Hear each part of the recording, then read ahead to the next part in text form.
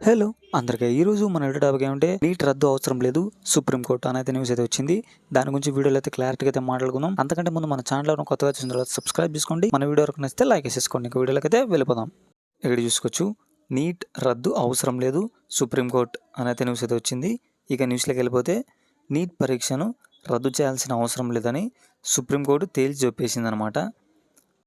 జార్ఖండ్లోని హజీరాబాద్ బీహార్లో మాత్రమే లీకేజ్ జరుగుతుందని గుర్తు చేసిందనమాట. ఇది పరీక్షా నిర్వహణ వ్యవస్థలో జరిగిన తప్పు కాదని స్పష్టం చేసింది. 2 ప్రాంతాల్లో లీకేజ్పై దర్యాప్తు అయితే జరుగుతుందంట.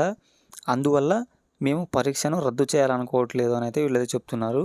కానీ జాతీయ పరీక్ష సంస్థ ఎన్టీఏ అంటే నేషనల్ టెస్టింగ్ ఏజెన్సీ అనమాట, దానిలో కొన్ని అయితే లోపాలైతే ఉన్నాయి. వాటిని అయితే సరిచేసుకోవాలని అయితే వీళ్ళైతే సూచించారు. నీట్ రద్దు అయితే అవసరం లేదని అయితే కోర్టు అయితే తీర్పునైతే ఇచ్చిందనమాట. 2 ప్రాంతాల్లో మాత్రమే అయితే లీకేజ్ అయితే దానికి సంబంధించిన వివరాలు అయితే వచ్చాయంట.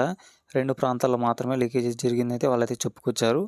ఇంకా చూసుకుంటే నేషనల్ టెస్టింగ్ ఏజెన్సీలో కొన్ని లోపాలు అయితే ఉన్నాయంట, వాళ్ళనైతే సరి చూసుకోమని. ఇలాంటి అప్డేట్స్ కోసం మన ఛానల్ అయితే సబ్స్క్రైబ్ చేసుకోండి.